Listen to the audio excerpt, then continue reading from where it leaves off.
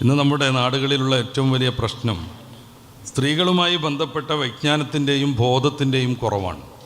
പിതാവ് നല്ല ഉഷാറിൽ ജീവിക്കുമ്പോഴും 5 വക്ത് പള്ളിയിൽ പോയി നിസ്കരിക്കുമ്പോഴും ഉമ്മമാരുടെ സപ്പോർട്ട് കൊണ്ട് അധർമ്മങ്ങൾ അരങ്ങേറുന്നൊരു നാടാണ് നമ്മുടെ കേരളം.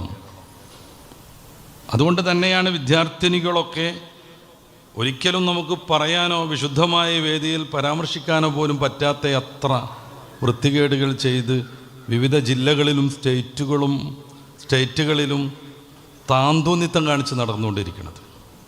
അനുഭവങ്ങൾ കുറേ പറയാനുണ്ട്.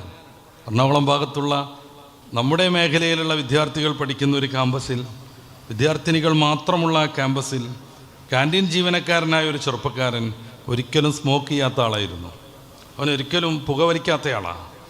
പക്ഷേ ഈ കുട്ടികളുടെ ക്യാൻറ്റീനിൽ അവർക്ക് ഫുഡ് സപ്ലൈ ചെയ്ത് അവർ ഊതി വലിച്ച് അന്തരീക്ഷത്തിൽ കെട്ടിക്കിടക്കുന്ന പുകച്ചുരുകളിലൂടെ നടന്ന് ആ മനുഷ്യന് പിന്നെ പുകവലിക്കാതെ ഇരിക്കാൻ പറ്റാതെയായി.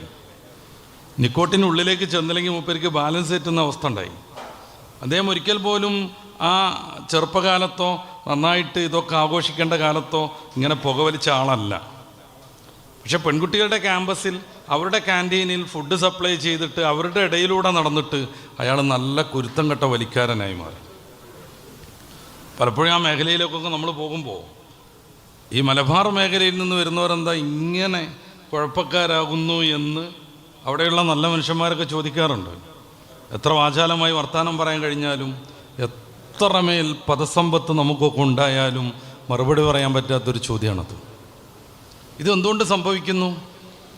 അവിടെയാണ് നമ്മുടെ വീട്ടിലുള്ള അന്തർജനങ്ങളെ ശാക്തീകരിക്കേണ്ടതിനെക്കുറിച്ച് നമുക്ക് ഉയർന്ന് ചിന്തിക്കേണ്ടത്. ഇൻഷാ അല്ലാഹ് നമ്മുടെ G50യുടെ ഭാഗമായി ഈ മേഖലയിൽ പ്രത്യേകിച്ചും ശ്രദ്ധിച്ച് നമ്മുടെ സ്ത്രീജനങ്ങൾക്ക് മത ആത്മീയ വിദ്യാഭ്യാസം നൽകാനുള്ള വ്യവസ്ഥാപിതമായൊരു പദ്ധതി ദാറുൽ മാരിഫിന് കീഴിൽ തയ്യാറാക്കിയിട്ടുണ്ട്.